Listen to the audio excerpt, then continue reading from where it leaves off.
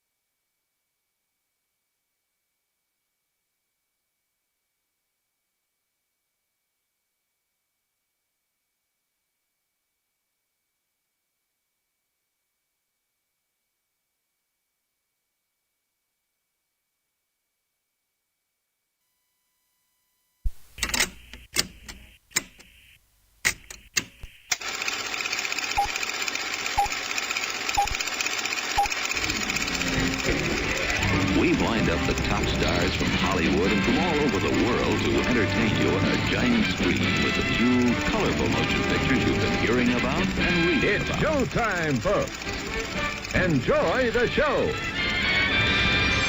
We're delighted to have you with us. They're drive-in theater.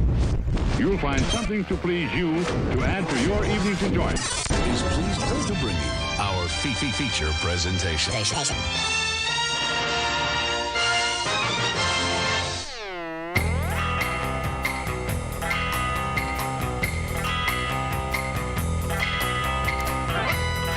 Hey guys. Hey, how's it going? Are you flowing? Isn't that a Tenacious D song? Yeah, All that's where I thought you were going with that. That's the first thing I say to you. Yeah, I was trying to figure out how far you were going to go with the song. Showing, growing. Man, I'd like to get my hands upon that and squeeze. And squeeze. Take off your blouse and take a look, like 'cause here NKG come Nick here out from the side hatch with the oils and perfumes and incense. Now you're grooving. Put on a cool 70s grooving, a funky grooved up do, a funky grooved up do. Hey. Now it's me and KG. Whoa, okay. We're all about sex supreme. We like to cream jeans. Have you ever been worked on by two guys who are hot for you? That's what I'm offering you, dude. Yeah, I mean, Yeah, I could keep going. you're nailing it. Yeah, for You sure. step into our rooms, and then you smell the perfumes. You lay upon our roundish bed, and then you feel a tickling on your head. It's making KG with the feather, the French tickler. Look at baby, he's got the tools. Mm-hmm. And then it's me. It's JB. I'm down by your feet, Yeah, he says, sucking on toes. Yeah. We don't mind sucking on toes. Good luck finding a boyfriend who sucks toes. Yeah. Yep. Yeah. Turns out we're Tenacious D fans. Turns out I was watching that show when it was on HBO when I was a kid. Seen them in concert once. Jelly. Yeah. One time, one of my friends got on the tour bus, and she'll never tell us what happened. But she got out there with Kyle, old Cage. And this was like the concert was Jimmy Eat World, then Tenacious D, then Weezer. And so everyone came late, left early, had a great time. well, no, everybody came and was like, Jimmy Eat World, we're teenagers. And then Tenacious D came on, and it was kind of in that weird in between where no one really knew or understood Tenacious D. And they blew away the other two. No, bands. there was like 15% of the audience that was experiencing Nirvana, and then there was the rest of the audience that were like, "Who the hell are these fat middle-aged bastards?" They're the And then- guys from the Foo Fighter music video. pretty much. And then Weezer came on, and I had already got what I came for, which was the D. They were gonna rock my effing socks off. Give me a taste, KG. Anyway. Yeah, this is the Drive-In Speakerbox. What's up? If you've never heard an episode of this and you're just now tuning in, you're probably confused as all get out. But we normally talk about movies and TV and entertainment and Hollywood and all those things. That's And Tenacious D. I'm Bo, a.k.a. the Boom Operator. I'm Jake, the grip, And we're going to be talking about the Kung Fu grip. stuff. Oh, what? Yeah, hey. Hey, y'all. We're going to be talking about movies tonight. Shout outs to everybody that's already tuned in the chat. We got Jasper, McLean, Carl. We got Sam, Dylan. Everybody already tuned in. You can find us over on your Facebook or your YouTube. Just go to those respective websites.com/the Drive-In Speakerbox. All one word, no spaces, no dashes, whatever. Share it, like it, subscribe it. Show us some of that love because we love you. And again, the show normally movies. We're in the middle of quarantine, so Hollywood is still kind of at a screeching halt, although new movies are starting to get produced. Avatar is going back into production. We've got a lot of TV shows going back into production. The Batman almost going back into production. A lot of stuff going back into production now with quarantine measures happening. And Theaters are getting ready to open too. exactly. AMC has already announced a July tiered reopening plan. Our local Malco here in Rogers, not the one in Fayetteville, but the one in Rogers, is set to have a soft opening on Friday. Which one? The Rogers Townie Cinema, which anytime you build something in an affluent white part of town, you just add an E or an A to the end of it, and it becomes, like shop, SHOPPE, a chape, or a town, TONE, TOWNE. Yeah, I am the smart SMRT. I mean SMART. Little Homer Simpson there. Yeah, it's that one. The Town A Cinema is coming out. Oh, well, and as soon as you said the Batman, I knew this was coming. Johnny pointed out that Michael Keaton might be playing Batman in a Flashpoint movie. I saw an article just before I came up to the show that said that's not going to happen. Yeah, I doubt that's going to happen. Well, I mean, I don't know. What's he going to do? He could occupy what should have been Clint Eastwood's role for a Batman Beyond Bruce Wayne. That would have been pretty dope. I think Yeah. that is where Keaton needs to be. I think Keaton's range of acting would lend itself heavily to the Bruce Wayne that we knew from the Tim Burton Batman, and I could see him getting crotchety and cranky. Yeah, Clint Eastwood from Gran Torino should be Batman Beyond Bruce Wayne. Clint Eastwood. I'm just. Have you ever watched Batman Beyond? I mean, yes, but There we go. just Clint Eastwood and me. I don't get along with Clint Eastwood and his ideologies anymore. He's weird. I can't. I don't know. And it doesn't matter. He can still be Batman. But the thing about DC though is everybody. I think DC has whatever happened to the CW. Everybody had their panties all like in a moist wad about that crossover, like every character ever gonna be in that TV show. the CW Flashpoint. Well, what was it that was? It was everybody was like, "Oh my God, can you believe that this person's reprising their role as this?" And then Kevin Conroy is gonna play Batman. Yeah, and then blah, blah, blah. What was it? It was the CW Flashpoint. Yeah, well, it was like And 300. Kevin Conroy was Batman. I know, and it was like 300 years of let's get excited about it, and then it happened, and no one talked about it. Because it's still the CW DC. How many Crisis people, on Multiple Earths. Thank you, Dylan. Yeah, how many? It was Crisis, not Infinite Flashpoint. Earth. Same Crisis same on difference. Earth. DC Reset, whatever they can call it, whatever they want. It's still DC Reset. Yeah, dude. I mean, people watched it. It was a thing. Big spoilers that you can't talk about. Because I read one the other day and I still haven't watched it. I'm like, oh, okay. Well, I think maybe DC is learning something. They're like, man, if we just make a bunch of freaking old references from movies and people get excited about it. I mean, if you finally cast Kevin Conroy as live-action Batman, yeah. I did And watch that they had- episode of it just so I could see Kevin Conroy in like a mech suit being Was it like, sick? I'm evil. It What, was- evil? What? Well, yeah, he was angry. Did they not make him like a Kingdom Come Batman? That would have been really cool.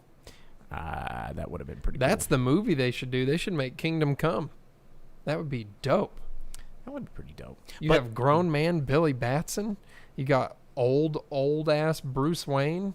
You got farm in a jar Clark Kent. Farm in a jar. Yeah, you ever read Kingdom Come, man? No. It's pretty good. It's all Alex Ross artwork. Well, as Dylan says, Mask of the Phantasm, the only Conroy Batman movie I want. Dude, Mask of the Phantasm rules, That's the by the only way. one you want? It's one of the best Batman movies ever. What about Return of the Joker, y'all?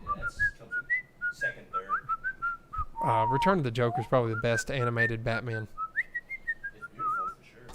DC. Well, so as in the comments there, our producer, he's like, who's ready for that Snyder cut, which we're not going to get until For another year. COVID wipes out all life on this planet, and the only thing that'll be left is the Snyder cut. Yeah, I mean, I'm ready for it. I'm totally ready for it. I want it. I want to revel in its glory, but I'm not holding my breath. I think it's going to be for. I mean, why? Let's just release it in theaters, or I don't know. It's going to be what 17 hours, I think, that they're saying. That's how long it takes to get. Yeah, it's 26 hours. They're going to divide it up into 14 seasons on DC Universe. Is that still a thing? DC Universe? Can you? It's still hanging in there. Is it a Doom Patrol season 2 coming out? They're releasing on all HBO Max? all 3 episodes for one day only. Doom Patrol is now That's tomorrow, isn't it? HBO Max exclusive. Yeah, Universe is probably gonna get. I think it's the 22nd. You can get all 3. It's today. Today's the 22nd. All the 3 Doom Patrols. I'm gonna go and watch those. Let's just end it early. Yeah. All right. Thanks for tuning in, you guys. This has been the Drive-In Speakerbox. We're gonna go watch Doom Patrol. Yeah. Anyway. Johnny Dalton over on YouTube says, I cut Sucker Punch off when I walked out of the Sucker Punch. I don't even want to talk about Sucker Punch. That movie is. Yeah. So talking about Zack Snyder and not always making things the best, is there going to be a way that he can edit the not Darkseid villain out of the movie? Oh, yeah. Well, What's his name? Steppenwolf. Steppenwolf, that band. It's a whole different thing. So you know the story behind this, right? Yeah. How Zack Snyder got out, and then They brought Ding Dong McGee, Butthole Man. yeah, and he came in. Well, anyway, so they've put another $30 million budget to this recut. And Yeah. so there's a lot of new stuff that that was already shot, that was cut, But the new stuff. enough to get rid of the villain that no one cared about. No, in the he's movie? going to be in there, but he's totally redesigned because he was 100% CGI anyway. Yeah, and it was dumb. terrible. Yeah, it was awful. Why not do Darkseid? They are doing Darkseid. How? Just bringing him in at the end? No, And he they just- already filmed.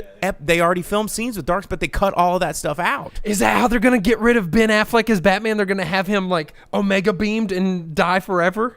That would be an interesting. That would be an Like interesting twist. like in Crisis? But he didn't die. Yeah, but he didn't die. He just got shot back in time because they're like, hey, did you see that in Marvel Comics? Captain America got shot with a bullet, but instead of dying, he just went back in time. Let's do that with Batman, and then we'll do Omega beams instead of bullets. These comics are stupid. I mean, but you've read them all, apparently. Yeah, well, I mean, anytime someone gets fried with an Omega beam.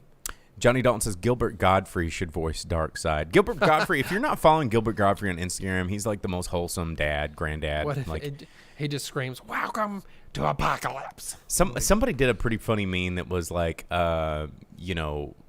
Life Before COVID narrated by, Morgan Freeman, Life After COVID, and it was narrated by Gilbert Godfrey. Hey, dude, USA Up All Night. Shout outs to my man, Gilbert Godfrey. The rest of this cognac's for you. Mm-hmm. What are we talking about? We were talking about DC. Can we talk about movies for a second, guys? Were we not talking about movies? I don't know. I thought we were talking about never getting laid for the rest of our lives. Is what it sounded like. So Johnny Dalton says he's on Cameo. Now, Cameo is something that if you guys haven't gotten out on a Cameo, I've been down with Cameo for a long time. So I was Word Up. You know what I'm talking about? It is the code word. But I'm talking about the app Cameo where you can pay celebrities to send you a personalized video message where it's like raising money for charity, and they're like, "Oh, hey Jake, it's Nature Boy Ric Flair. Good to see you. Good luck at work tomorrow. Woo!" And you can and it costs like $300, and he'll send you this video chat. Some people are more expensive than others, but Cassandra Peterson just joined up Cameo 2 days ago. Oh, the mistress of the dark herself, and she could be like, "Oh, hey, Jake, it's me. What's up, boobs and spooky boobies?" And then that's not at all how Elvira is. She says spooky boobies. I'm pretty sure. I've never heard her say that. Also, I've met her in real life. I know. I was there. I held the. You took the. I took the picture. Yeah. And anyway, yeah. I mean, Cameo's pretty cool. If you like celebrities and you like celebrity shout outs, and if you want to be a cool bro, then you can pay for a celebrity shout out to the drive-in speaker box, and we'll play it here on the show. Yeah. Man. Is there a way that do you get to keep it forever? Or is it like a limited thing? Pretty sure. I mean, that would be a pretty shitty deal if it was just a Snapchat that expired like in 2 seconds, and your phone fumbled and you didn't see it, and someone wasted $150. Can you get the lead singer from Cameo to do a cameo? Word up. Yeah, it would be pretty cool. And get LeVar Burton to be with him, because he's like the detective in that music video. Just take a look. It's in a book. It's Reading Rainbow, LeVar Burton. Anyway, okay, let's talk about movies. Let's get back on track. Let's get back into the movie things, because that's what we do here.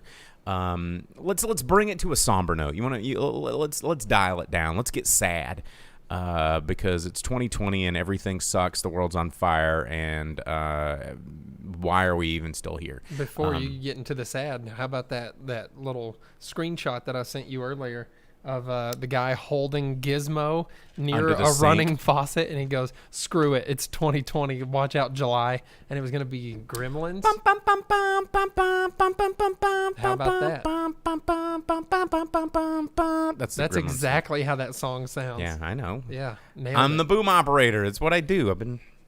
I know all these things. The sponge brain only it remembers certain things way better than others, and generally music from movies it gets me. But yeah, Dylan says shout out to Duckman on USA Up All Night. Duckman. Yeah, Jason Alexander. We talked about Duckman and what were the other shows? We were talking about The Max and The Head and Duckman. What was the one with John Lovitz? Oh, The Critic. Yeah. It stinks. Yeah. We talked about those just a couple weeks ago, didn't we? It was good. Dylan says he just read the oral history of Gremlins 2. Gremlins 2 is actually has a very cool / troubled production life, because Joe Dante, who I absolutely love, early Joe Dante films, a fantastic kind of horror. He was classified as horror, but his movies aren't horror films. His movies are sort of contemporary dark comedies. And Joe Dante, I mean, Gremlins is not a horror movie. Burbs is not a horror movie. Small Soldiers is not a horror movie. I don't know. There's some creepy scenes in Small Soldiers. Matinee is not a horror movie. Joe Dante, super cool. But he kind of did what Sam Raimi did to Spider-Man 3, where he was getting all of this pressure from the studios. Ruined on purpose. Yeah, and he's like, all right, well, if you're not going to let me if you're gonna push me around, then this movie's gonna be trash. And yeah, it was. Apparently, he was notoriously awful to work with on that movie because they wouldn't let him do anything. They're like, hey, make a lightning gremlin, make a spider gremlin, make a toy tie-in gremlin. Yeah, but they were sick. Mm-hmm. Also, Christopher Lee was in that movie, and you had Rambo Gizmo. You had Grandpa Munster. He did. Yeah, He did have Gremlins Grandpa. 2 rules, so I don't know what anyone's talking about on that. Well, anyway, Joe Dante, if you're not familiar with the films of Joe Dante, go check out anything pre-1997 Joe Dante. After that, some of his, Masters of Horror were like so-so. I mean, and not everybody doesn't stay amazing forever. There's such thing as past your prime. So, anyway. Let's see what we're going to talk about. That's right. Speaking of people that are past their prime, and particularly dead people, Joel Schumacher died, and that's really sad. And I wanted to talk about it because Joel Schumacher is one of those directors that I think got a lot of criticism during his prime because it was a period in time where people were a little less accepting of things that were different or points of view or sexual orientations or things that are a little bit more commonplace now. But Joel Schumacher was a very interesting director that had some. He had a really cool stylized way of making movies, and a lot of the famous Joel Schumacher jokes are from Batman and Robin because he was the first one to introduce like giant cod pieces and nipples to the Bat outfits. Because it's Joel Schumacher, he loves cod pieces and nipples. I mean, whatever, dude. But his contribution to film, like, he didn't make a whole lot of films in his career, but the ones that he did left such an impact on Hollywood. I mean, you go back to his early days of St. Elmo's Fire, which was just a humongous movie that people still reference, still talk about, and then followed that up immediately with The Lost Boys, which has defined me as a human. I feel like you're skipping over a very important movie. DC Cab with Mr. T? I wasn't a big DC Cab fan. Nobody was, but it's Mr. T in a movie. Mr. T. I pity the fool that didn't watch DC Cab. Yeah. But DC Cab was, an Incredible Shrinking Woman, which, I mean, I've seen that. That was one of his first directorial feature-length debuts. Not a great film, but a decent film. But you get movies like St. Elmo's Fire and Lost Boys that put Joel Schumacher on this map.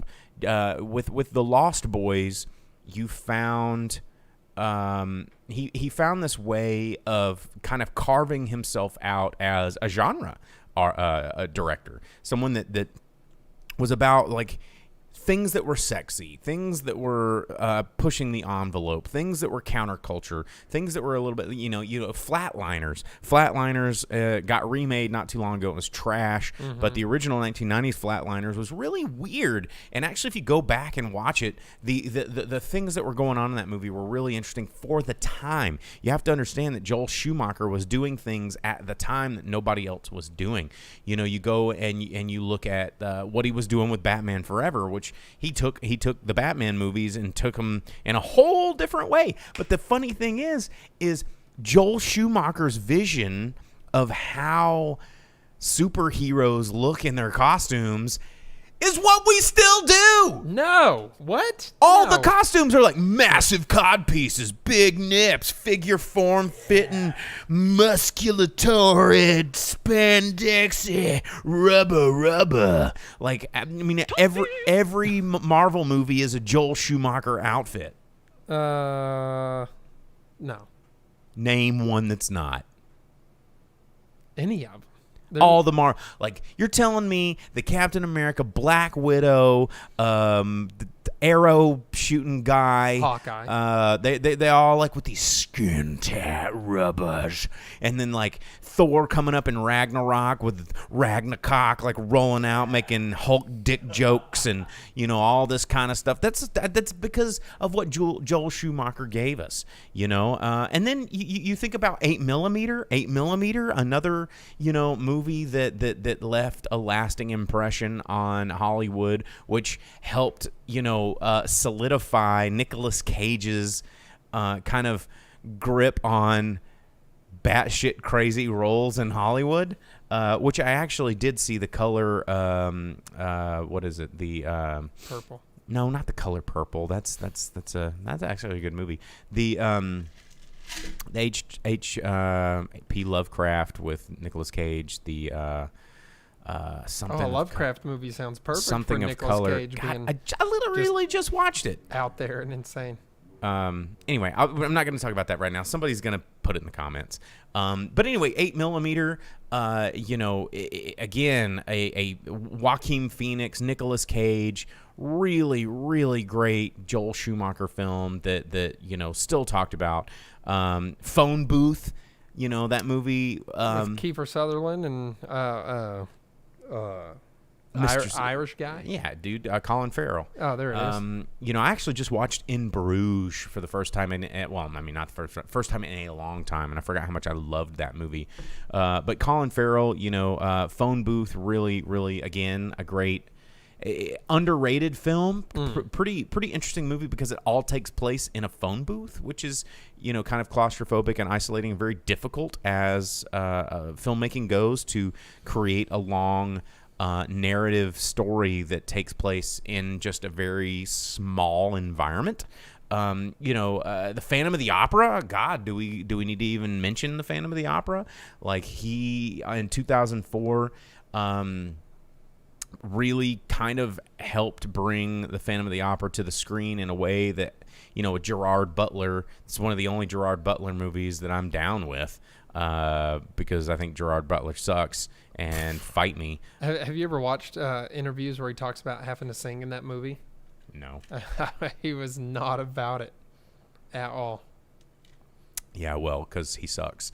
I don't like Gerard Butler, okay? Wow. I don't think he's handsome. I don't think he's a good actor. I think he smells funny. I think he... You've never sniffed Gerard Butler.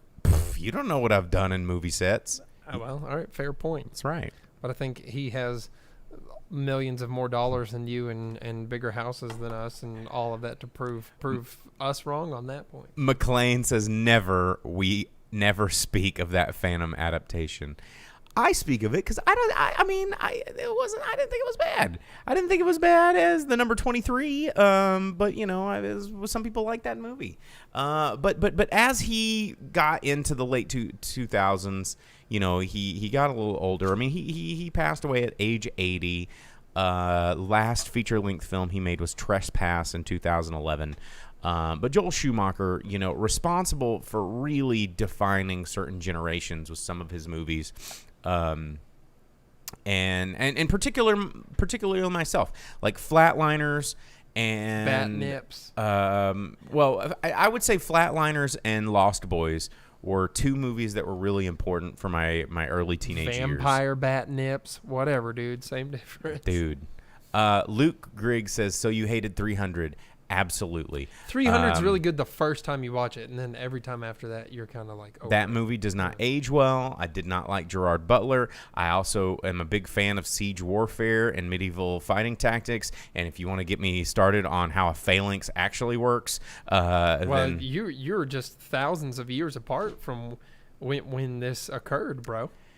That's if you're talking like no, because they tried to do a phalanx and they're like, all right, we're doing a phalanx because that's what we do in Sparta. Here's our big shields and our fucking greasy ass muscles. Put your shields together for 1 fucking second, and here's the guys that like tap on our shields with a sword. Guess what? Break it into karate, and now we're gonna do karate, and we're gonna kick our sandal feet, and we're gonna do backflips, and we're gonna do greasy nipple muscle bullshit. It's a comic. Fuck 300. It's a comic book movie, not a history movie. They were replicating Frank Miller's comics. God, I not hate real history, bro. This is bullshit. I'm sorry, Luke, if you really like 300, but I just can't get behind that movie. It could be. Have you ever read the Frank Miller 300 graphic novel? I don't like Frank Miller that much. I don't either, but he did do RoboCop vs. Terminator, and that's pretty friggin' cool. So I don't know. Maybe it's the 64-ounce gin and soda and the cognac talking, but yeah. Anyhow, that movie like nails the graphic novel. I mean, it was Zack Snyder? Yes. It was that Zack Snyder. So there was a period in time, as a guy who has always been in and out of the art world. Why did you do this Buffalo Bob move? Because I'm showing this shirt that I'm wearing. I just realized this is an old Artness nonprofit that I had. But there was a time in this world where people were fascinated with everything color or everything black and white except one thing that's color, and they're like, how'd they do that? That's like so Sin City. That's so artistic. And then Sin City was just like all this super high contrasty, like trying almost like when rotoscoping kind of hit movies where you've got like Waking Life and Scanner Darkly, and where they're trying different things with that animators have been doing forever, but then somebody gave some asshole a big ass budget, and they're like, yo, let's find a bunch of Chads and Brads that have never seen this before and tailor this shit that's been around for 30 years to them. And they're like, yo, dude, I've never even thought of anything like this, dude. And like, that's how I felt about Zack Snyder. And then like The Watchmen, get out of here with that. Like, ho, hey, ho. I didn't like The Watchmen either. I didn't. No. Dr. Manhattan's Ding Dong can get sleeves somewhere else. I don't need to see that stuff. There's parts of Watchmen that are really. The comedian was very good in the Watchmen movie. And I thought that Rorschach was pretty cool in the Watchmen movie. Nah, he was because his mask, the mask effects were pretty cool. Yeah, but he wasn't near as cool as he should have been. Is the thing. And so as the Dylan, comedian was funny. Dylan said, 300 ushered in the quick and slow mo dolly shot. There, and this is true. I mean, it Matrix started it. Actually, if you want to go back farther in time, it was HK pistol operas and wire work kung fu films that really ushered in the slow-mo dolly shots.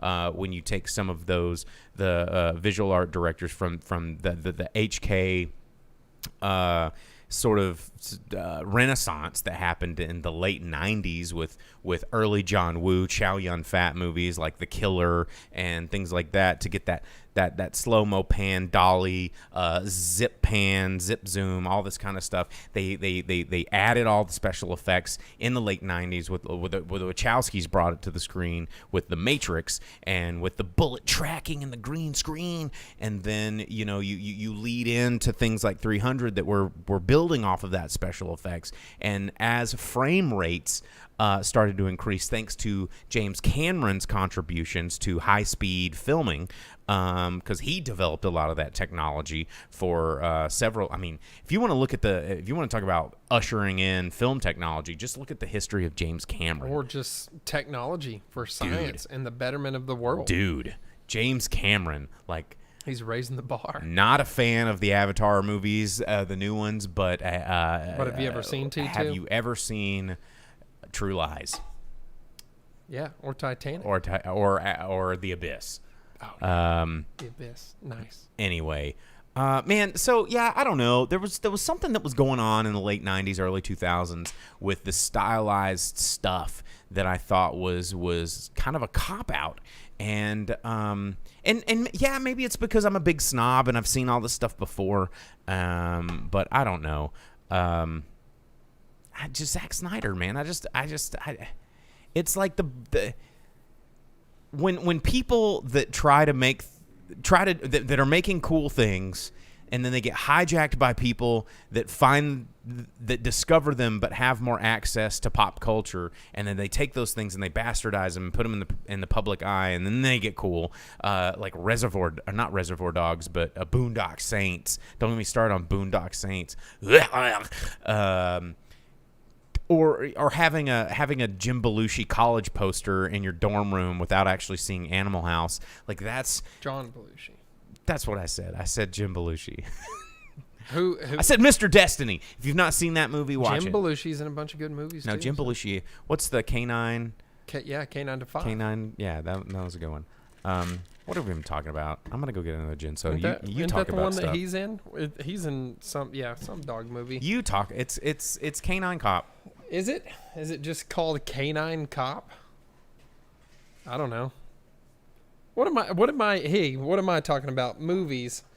Mortal Kombat. Yeah, there we go. No more boom. We can talk about Mortal Kombat. That just recently had a new movie, which I haven't watched yet, but you know that you can go on YouTube when you're done watching us and you can look up all of the cinematics to learn the new Mortal Kombat lore. I'm loving it. It's good. And since you know what? Since we were talking about DC, actually check out the Injustice and Injustice 2 lore. You get all of the voice actors we were talking about, plus all of the DC everything that makes DC so much fun, done in Mortal Kombat style. You have Kevin Conroy, George Newbern. You get whoever else coming in to do the voices. The dude that does Spike Spiegel's voice is Hal Jordan for some reason. Phil Lamar, instead of being Green Lantern John Stewart, is instead Aquaman. So there's that. But Phil Lamar, extremely talented voice actor, can do all sorts of voices. There's a lot of people like that. If you get into DC and voice acting, since we're talking about comic book movies and DC and whatnot, what's the dude that does the voice of Bender? John DiMaggio. He's the Joker in several iterations, but he's also Aquaman from The Brave and the Bold, which is the best incarnation of Aquaman Was Joker's voice in Red ever. Hood, right? Was he Red Hood Joker? Yeah. Hey, so what about, you know, we're talking about fighting games, it's unorthodox for me, but you seen the Killer Instinct documentary on YouTube? No. Dude. The video game? Yeah, Killer Instinct. Dude, Killer No, there's Instinct a documentary. And it's is a legit. fun... No, it's a really well-made documentary. It's really well-made. Killer Instinct. Look it up on YouTube. I was highly impressed. There you go. Look up Killer It Instinct. was way better. It was way ahead of its time. Oh. The mechanics. How about that? According to Dylan, John DiMaggio also does the voice of King Shark in Apocalypse. This is something different. This is something special. Oh, it's for Jake? Nah, this is for. Okay, this is for the Mortal Kombat shot?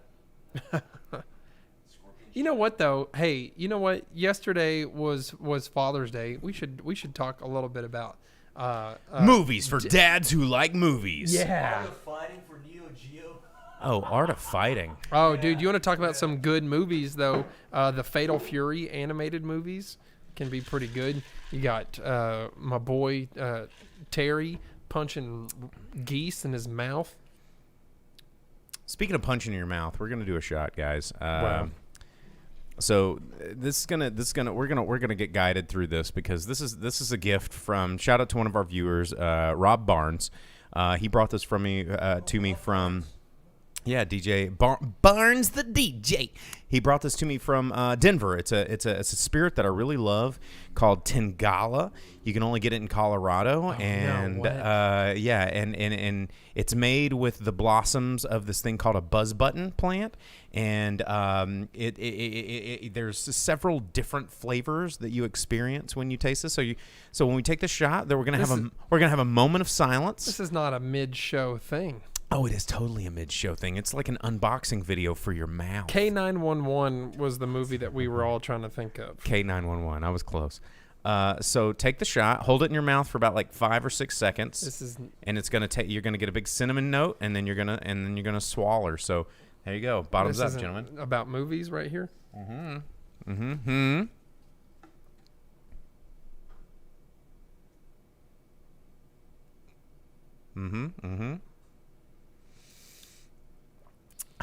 This is not good radio. It is. It's ASMR now. Whoa. Yeah, whoa. How about that? How about them apples? Rob Barnes, huh? Barnes the DJ. So the thing about these buzz button plants is your whole mouth goes numb. Oh. What the? Yeah, and now you're salivating because Salt now it everywhere. tastes sour and salt. Yeah, Tingala freaking rules, y'all. All right. Yeah, the Well, grip can't taste his tongue. He can't even feel it. I've done this before though. It's fun. It's actually super fun. Wait, was I with you?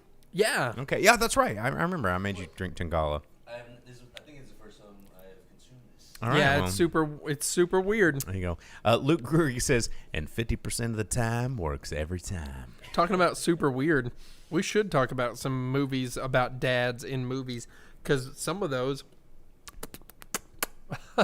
are Grant says Quentin Tarantino, one of the best filmmakers, and talk about dad movies. Yeah, there's actually, fun COVID watching. I think I recommended this. The Hateful Eight extended version is on Netflix, separated into episodes. That's some good watching. Continue. Oh, I was just going to talk about movies that had super cool dads in the movies. You know what I'm saying? Like, what's the one? Like Ghost Dad. We can't talk about. Hey, Bill Cosby's dead to us. Yeah, but Ghost Dad's still a cool movie. Ghost Dad is a really good movie. No, that's what I said. It's gonna feel weird, man. It's gonna feel weird. Hey, since Johnny brought up Crystal Skull, not a great dad movie, but Last Crusade is. With you get Indiana Jones, you get Dr. Jones Sr. You learn that Indiana was the dog's name. You get to see what's his name, the Joker's brother, as friggin' young Indiana Jones. Before it was played by who played young Indiana Jones? It was one of those River Phoenix. Yeah, in the movie, but who did it in the TV show? Who was young Indiana Jones in the TV show? It was one of those guys. It's like a Ben. What's his face that always plays a weirdo in movies now? I don't know, but I've got another good dad movie if you've never seen it. What's that? Ed O'Neill in Dutch in 1991. Have you ever Ed seen O'Neill Dutch? always plays a dad, married with children. He does. Modern Family. And here's another really good dad movie that I know you're going to lose your shit over the Top. Oh, damn. I didn't even think about Over the Top. Over the Top is a great dad movie, and a movie that's just like it, which is a pretty good dad movie, but not a good movie, Real Steel. Real Steel, yeah, that is a pretty good dad movie. I mean, where it teaches his son how to robot box. Yeah, but it's basically just Over the Top. Yeah. It is over the top, not just as with cool. with robots. Mm-hmm. With robots. Over the top, bow, bow, bow, bow. You want to talk about sick dad movies with dads that are way badass? Taken. That dad has a set of skills. Yeah. And, like, what a family that gets kidnapped, like, 9 times. Well, in Taken 2, he gets kidnapped. What is the one where he tells his daughter, he's like, all right, I want you to look around the room. Is there a box of crayons? And she's like, yeah, I've got a box of crayons. He's like, put them in the microwave, melt them for 14 seconds, take out the box of crayons, put them on the bed, smear the wax all over the sheet. What do you see? I see a rainbow. All right, good. Sounds Where's like- that rainbow pointing? Out the window. All right, look at the out the window where the God. wax is pointing. That's where the bad guys are. And then she like, I think you're God, it was thinking of any of them. ridiculous. Yeah. But you know what? Liam Johnny- Neeson's way badass. Johnny Dalton says Falling Down. I don't think that's a movie that anyone needs to see right now in 2020 because I don't want to get shot at Wendy's again because there's enough people getting shot at Wendy's right now. And fuck that noise. No one needs to see Falling Down because that's going to set some people off. He also says Suburban Commando. Suburban Command or You have or Doc Brown as the dad. Mr. Mom. Mm-hmm. Mr. Mom, yeah. There Talk you go. about Michael Keaton for going back. Overboard. How about that? What's the gender flipped Overboard that just happened recently? Overboard? Did they call it Overboard? There was an Overboard remake. Oh yeah, it was, but it didn't have Goldie Hawn and it didn't have our boy Kurt Russell. Kurt Russell. Grant just pointed out anything Chevy Chase, which turns out I do have Vacation on the list because as Vacation Clark Griswold is somewhere. Vacation he- happened again. He's always trying to do something for his family, but he always makes it terrible, and he's just like every dad. wow. Dude, what about 3 Men and a Baby? That's a lot of dads. Yeah, but it's the Goot and Tom Selleck And Tom Selleck. and Who's the other one? Do you remember? Do you? Yeah, Ted Danson. Ted Danson. There you go. And that ghost in the attic.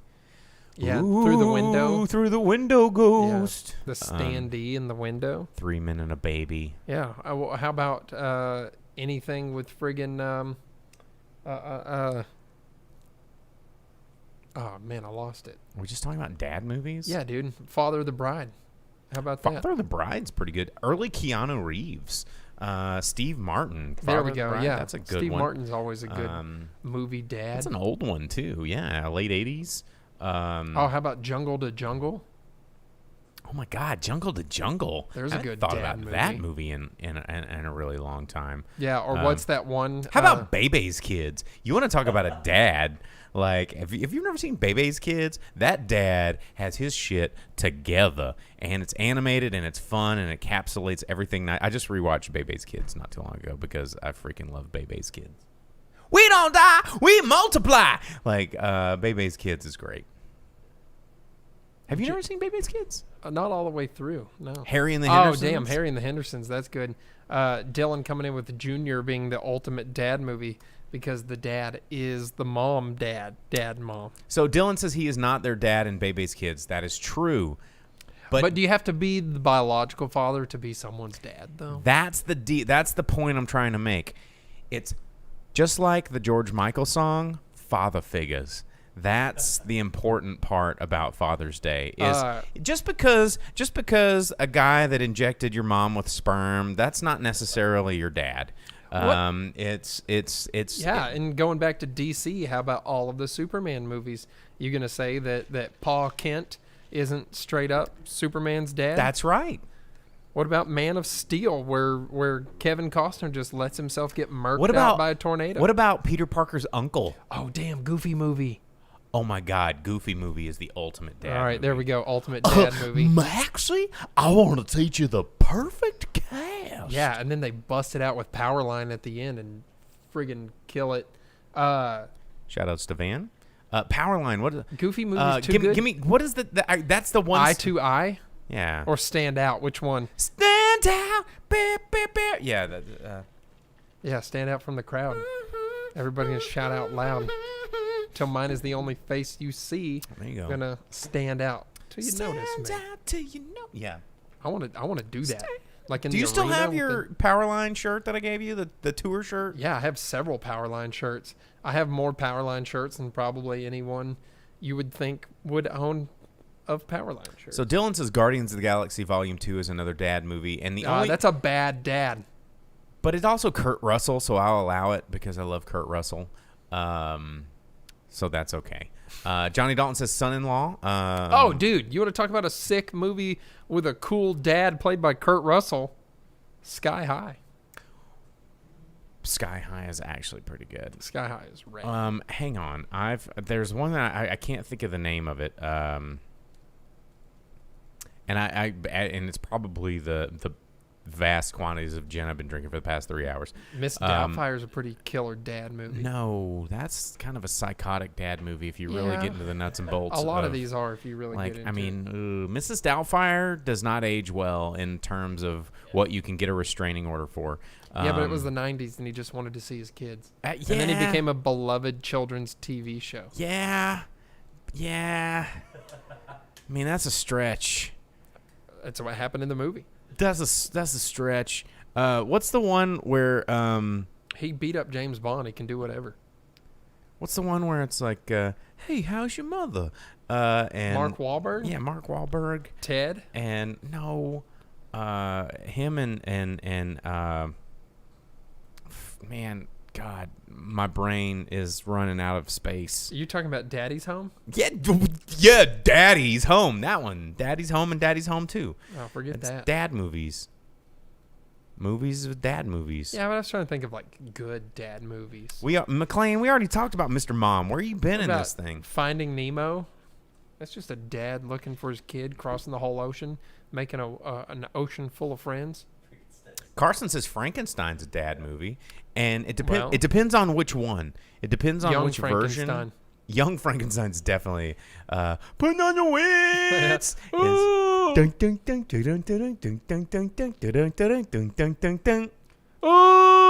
Bill. Yeah, there we go. Frankenstein. Yeah, I would say that's a daddish movie. Who else? With The Shining versus Miss Doubtfire, which dad created the most trauma in their offspring? Man, The Shining. Dude, dad movies, surprising amount of offspring problems and trauma. Yeah, like Lion King. That's a dad movie. Yeah. Yeah. He's a henna, he's a henna. Johnny Face Off is a dad movie. Well, I guess, yeah. Yeah. Did we have to talk about Face Off? Did we have to bring up John Travolta? You brought up Nicolas Cage earlier, so But Nicolas Cage is one thing. John Travolta's another. How about this? What about Armageddon?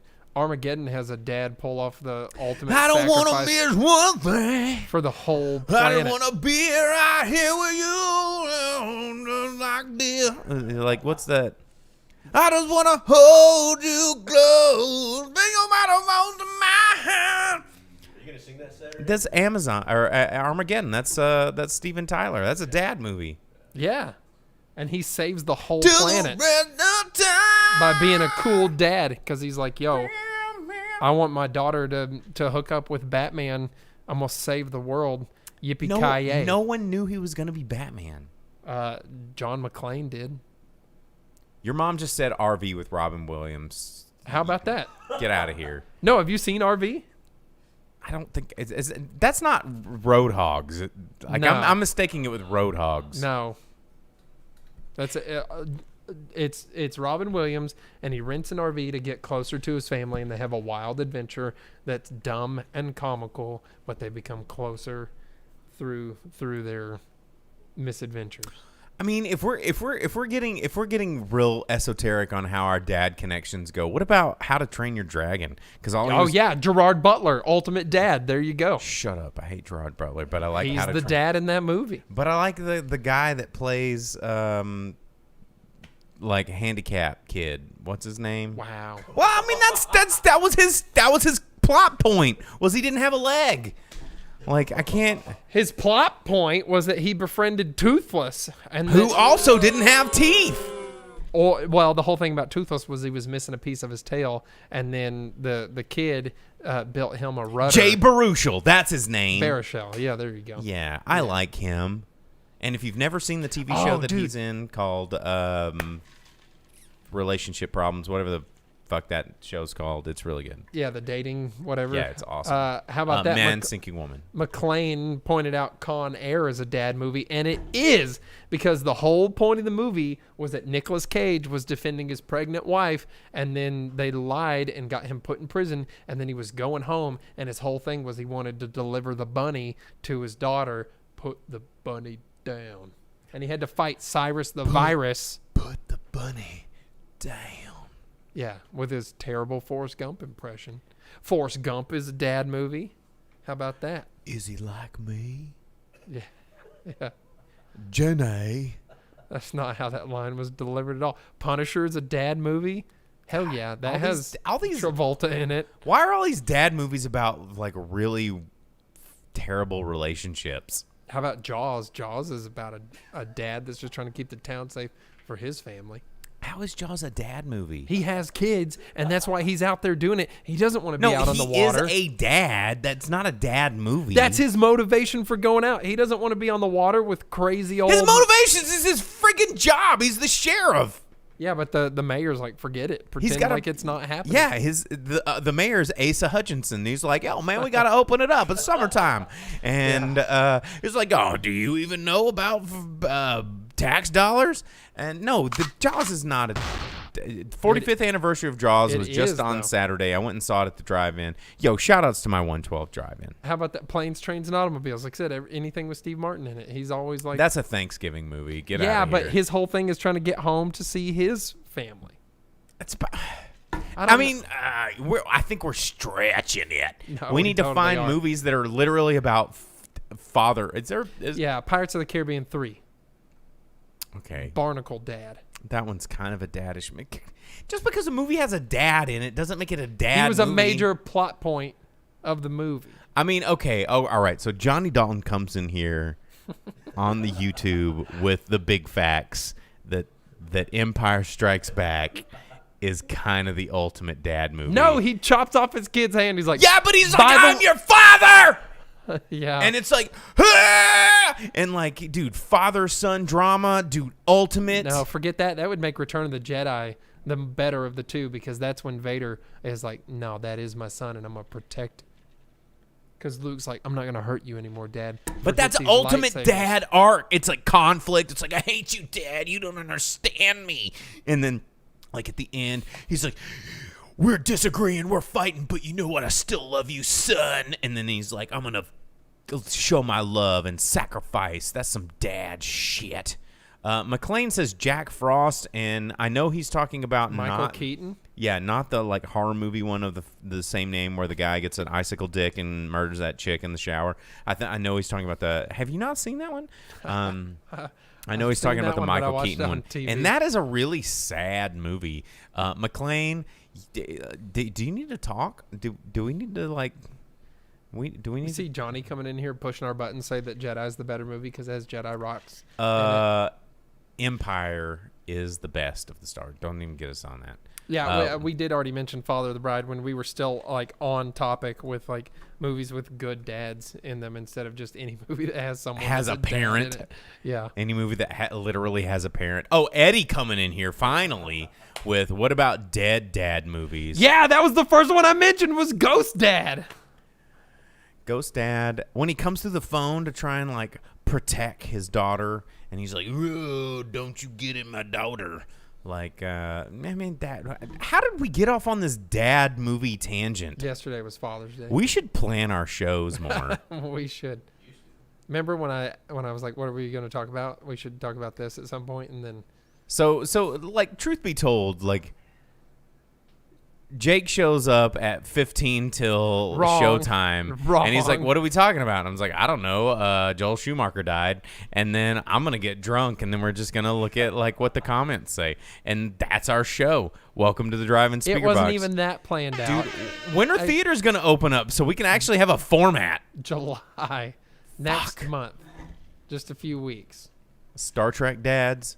Oh, no, forget that. Hey, what about Captain Sisko is the ultimate Star Trek dad. Grant. He teaches him how to play baseball, and his son's all like, baseball's stupid, Dad. And then, I mean, his kid's right. I don't know. But Martok is a pretty cool dad. Martok's a pretty cool dad. Deep Space Nine has cool dads. Dude, Rom is a pretty cool freaking dad. Data's a cool dad. Data's a cool dad. Sisko's a cool dad.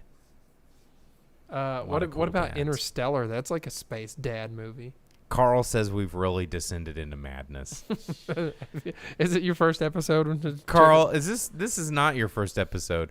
I mean, Q is a Star Trek. Oh, Q is in Voyager. Yeah, you're right. He is a Star Trek and he dad. hates being a dad, though. Q, just like anything He's a else, terrible dad. is a doucher about the whole thing. Yeah, no doubt. So Dylan over here says, let's switch up the subject. Is anyone going to go see Tenet on July 31st? You know what I am going to go watch? What? I'm going to go watch that new Gerard Butler movie where he has road rage. I'm not. I might go see Tenet. Oh, no, because it's I love palindromes. It's Russell Crowe. And oh my God, if it's a palindrome, it's maybe the beginning's the end, the end's the beginning, and we'll meet in the middle, and it's going to be, oh my God, I've never even heard about it. 300, Zack Snyder. That's how I feel about Christopher Nolan a little bit. Just like Christopher Nolan's the new Zack Snyder when it comes to like, did you see the Drano Inceptions and Inception of an Inception? Well, you It's know like, what? dude, Christopher Nolan has not pushed an envelope in his whole career. He's only pushed the envelope because he's doing shit that like good filmmakers have been doing forever, and he did it in a big budget. I like Christopher Nolan, but I don't think he's that great. You know what someone asked earlier when we were talking about Batman was if which one was worse, The Dark Knight Rises or Batman and Robin. Dark Knight Rises is the worst one, no doubt. Well, yeah. Christopher Nolan, dude. Yep. Batman Like, Begins is super He peaked rad. at Memento, y'all.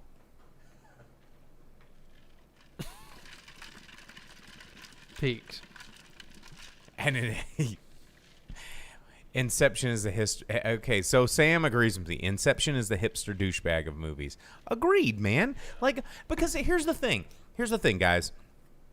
And it's something that I've tried to do for the past, I don't know, 15 years here on the Drive-In Speaker Box, is there are so many movies out there in the world that have, you know, the shoulders of giants. If you've ever heard that phrase, there's so many movies out there that existed before the blockbuster bullshit that you're going to go see, that has done it. And has done it well, and has done it in an amazing way that didn't make a lot of money, that didn't whatever. And, you know, these other artists that are coming up here and making these movies that are getting better budgets because they have better connections to Buena Vista Home Entertainment or whatever green lit production studio. And they're doing stuff that other people have already done. And kind of like Knives Out. You know, Knives Out was one of those things that it was a repackaged version of Rian Johnson's original film, Brick, which is way better of a whodunit than Knives Out ever did. But he got a bigger budget, and he sold it to you guys as this repackaged version, dumbed-down version of something, and it drives me insane. And Christopher Nolan's been doing this for a long time. And anyway, all right, I'll let you continue. Oh, I was just going to say we got a comment that points out that new Mel Gibson movie. Did YouTube cut out? Where he's like a dude fresh out of prison. He was in a biker gang, but he's trying to connect with his daughter, and she's a terrible person. But he's such a super cool, good dad that he like saves her life. So Dylan says, so French cave paintings are better than Van Gogh.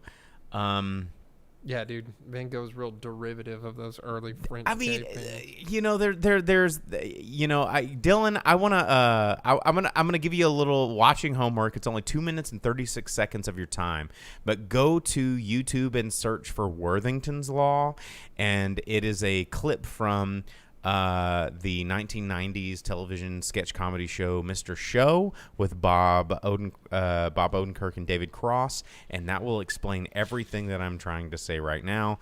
And Worthington's Law is something that I reference a lot in these times, so check that one out. It essentially means more money equals better than. Bloodfather, that's... Your mom's talking about Blood. Yeah, I think it's like a Netflix movie or something. It was actually pretty good. Yeah, Worthington's Law. More money equals better than. I think they even reference Van Gogh in that skit. So there you go. All right, what are we talking about? We got like 15-ish more minutes. Is there a news thing? We went down a freaking spiral. Oh man.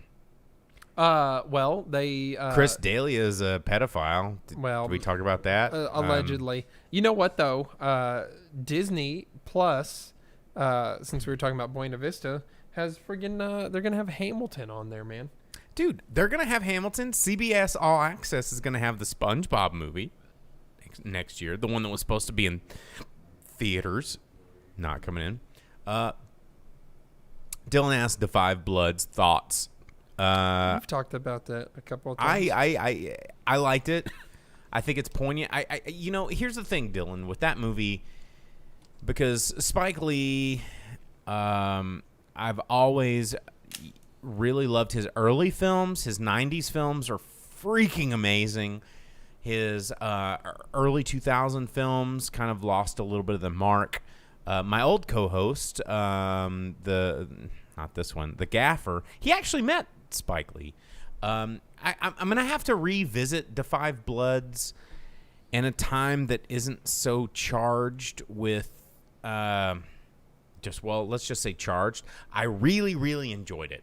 I liked it a lot. The performances were fantastic, but I have to also find my clarity. And right now, like, I just want to default love things for certain reasons, but I have to revisit it. And that's how I view a lot of content. I'll revisit it in certain perspectives and in certain points in life to see how things stand up over time, because I think that's the best way that that art can really be measured. It's never really about the moment. It's about the persistence through time. And when you look at a work of art, that's one of the reasons I don't like Family Guy. Seth. Yes. Finish his last name for Oh, me. dude, I would know it if you didn't ask The me. Orville. Yeah, the Orville's great. The Orville's fantastic. His name is How did we forget his name?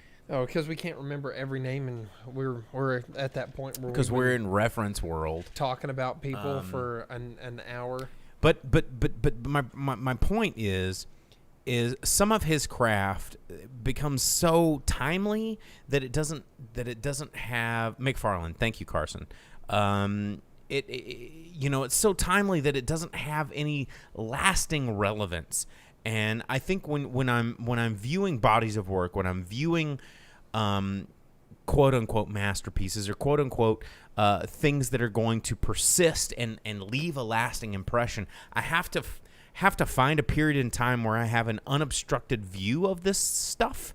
And so I can view it through a different set of lenses. And I'll view it through today's lens, and I'll view it through tomorrow's lens, and see how it stands up. And that's something that again, a mission statement of the Drive-In Speakerbox. I want everybody to have that lens to where they can view it from the now and then also view it from the tomorrow or the time behind. Or what was it? What was, come on, Star Trek terms. The yestertime, the tomorrow. What is the stupid Star Trek. The stupid episode where they're like the tomorrow time, the yesterday. Crap. I don't know, but since we were talking about where are my nerds in the since comments? we were talking about Damn it. Mel Gibson, we can talk about Mad Max and the long ago, if that's what you're. The long ago, they did that in Mad Max, but there's also the way back. The way back. Yes. Dylan says he dug the transitions from 16.9. The aspect ratio changes. Well, and that's a visual lens. That's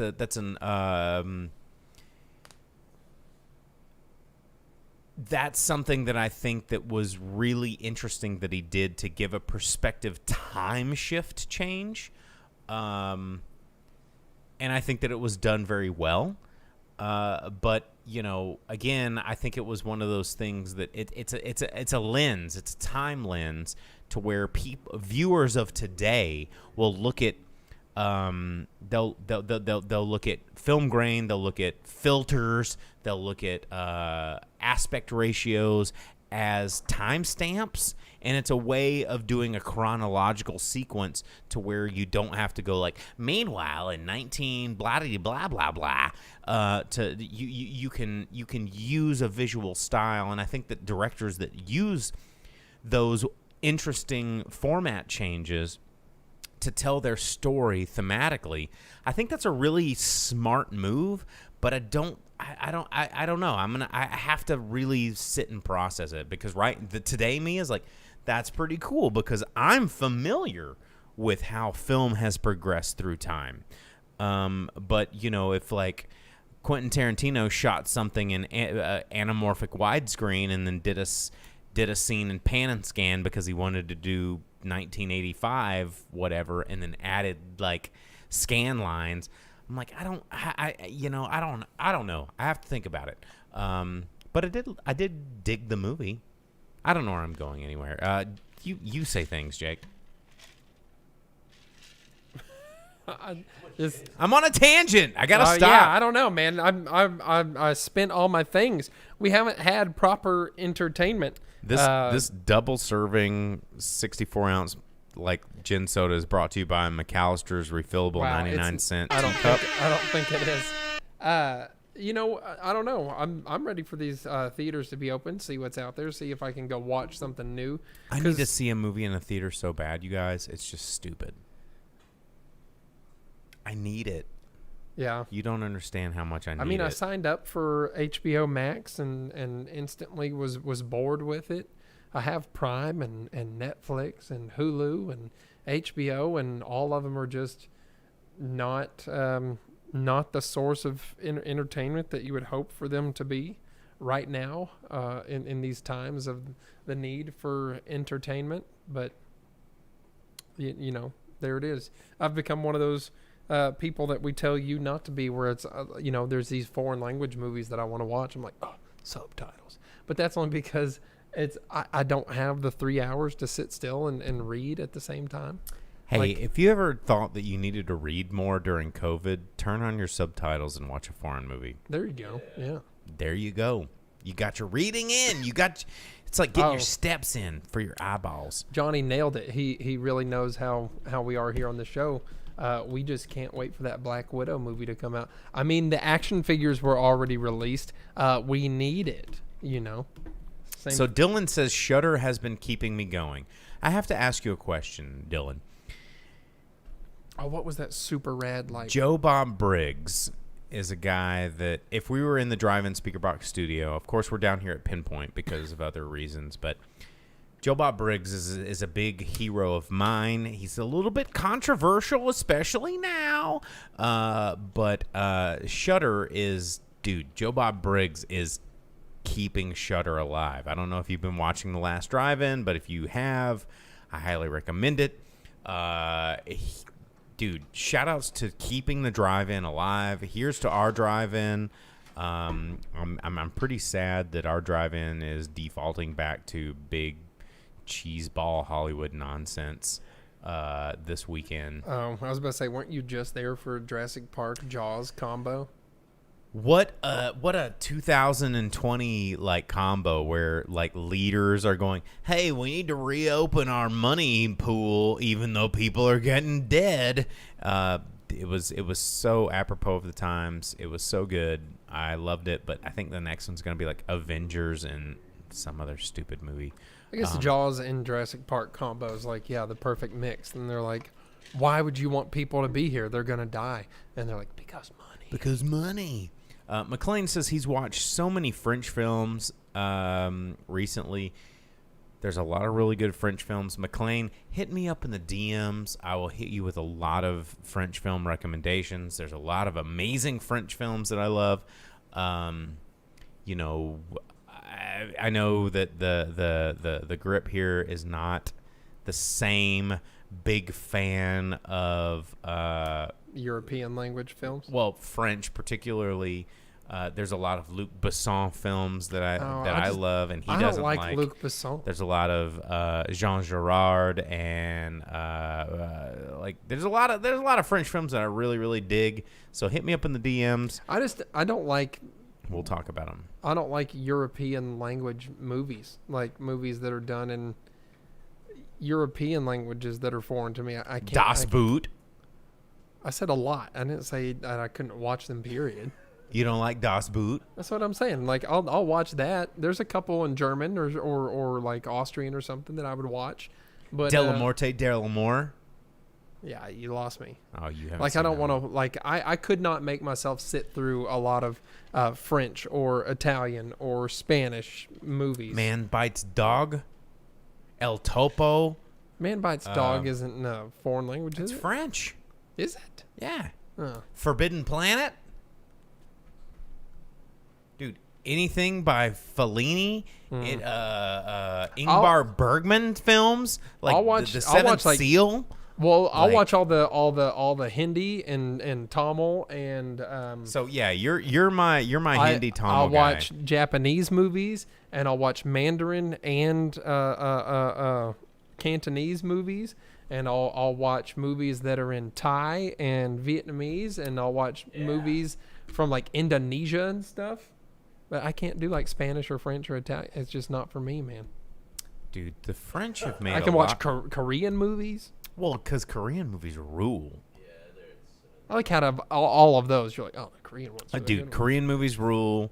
Thai movies rule. Japanese movies rule. Chinese movies rule. Like, dude, the East Asian HK cinema.